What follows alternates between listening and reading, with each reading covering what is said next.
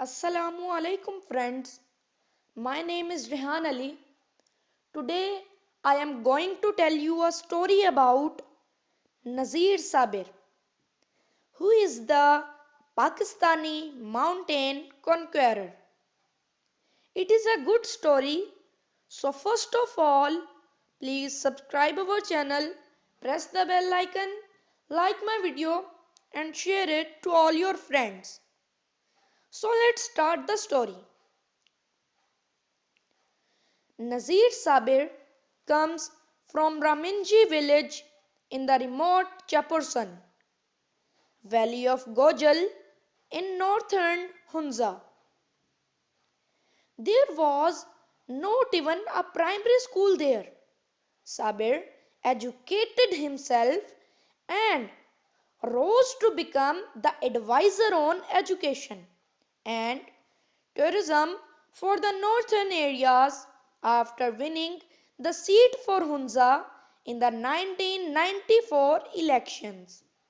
But this is only a part of his impressive career. He was the mountaineering advisor during the production of the feature film K2, and he has traveled across continents to further his travel business and to deliver lectures. He has a collection of over 5,000 photographs of the greatest passion of his life, mountains. Never daunted by the difficulties of mountains or life, he possesses indomitable spirit and determination. In 1982, he was honored with the President's Medal for Pride of Performance in Mountaineering.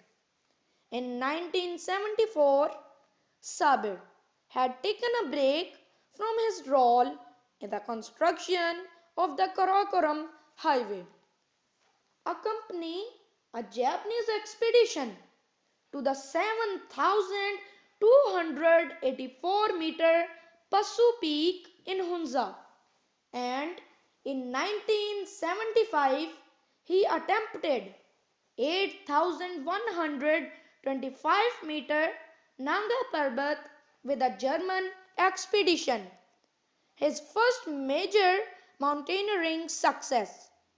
However, was in July 1976. Sabir and the expedition leader Manzoor Hussain survived a night spent huddled in a snow cave 150 meters from the summit of Mount Payu in China without sleeping bags. The next morning they roped up and started their final ascent of the ice summit above them. Strong winds indicated that bad weather was approaching. Already exhausted and dehydrated, their energy levels were dangerously low. But Sabir knew that they made the assault that morning, the opportunity would be lost. His strategy paid off. By afternoon, they had planted the Pakistani and Alpine Club flags on the previously unclimbed summit of the 6,600 meters Mount Payu. In 1981 came the opportunity of a lifetime. He accompanied the Japanese Waseda University expedition to 8,611 K2, the second highest mountain on earth. 4 years earlier, he had been part of a Pakistani Japanese expedition attempting the traditional southeast Abruzzi Ridge.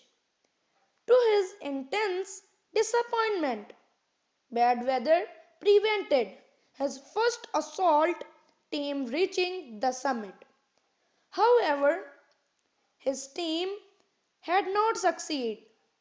The third assault team, launched after the weather improved, was successful, and fellow Pakistani Ashraf Aman had become the first Pakistani to stand on the summit of K2. In 1981, 4 years after this disappointment, Sabir was to attempt the summit of K2 again, this time not by the usual southeast Abruzzi route, but by the more difficult southwest route where the wind roared at more than 100 kilometers an hour. No mountaineer had ever before attempted the routes. Multiple rock, pinnacles, and howling wind. Nevertheless, Sabir triumphed over all these advertises and became the second Pakistani to stand on the summit of K2 and the first climber of any nationality to conquer the hazardous southwest route. He could also claim a further achievement. He could now speak Japanese. By 1997, the mighty 8,848-meter Mount Everest had been conquered by climbers from many nations, but not yet by a Pakistani. Celebrate the golden jubilee of Pakistan's independence in 1997.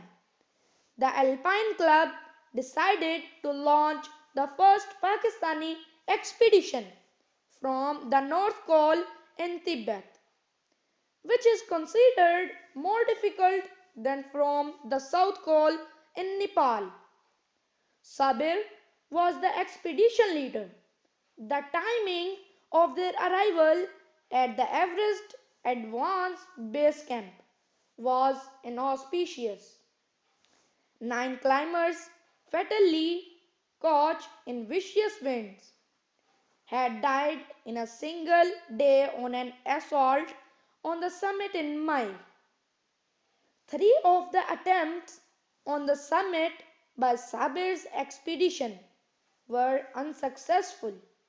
One attempt had to be abandoned just 250 meters short of the summit, and on another Sabir sacrificed his own final assault. On the summit, he could rescue a comrade whose life was threatened by a faulty oxygen cylinder. Nazir Sabir had shown enormous courage and determination. He returned home dejection to a hostile reception. But this great man did not give up.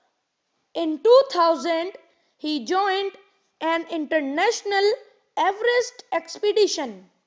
His first attempt was thwarted by bad weather.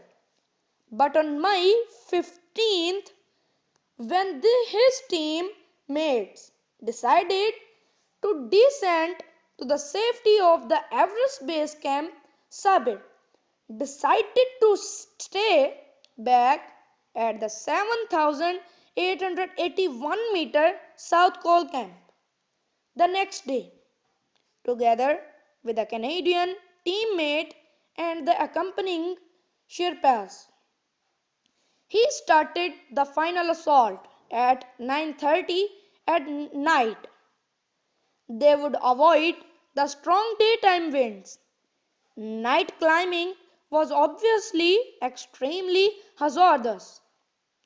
Having pushed himself to the absolute limits of his strength and endurance during this moonlight climb, the next morning he achieved his lifelong ambition.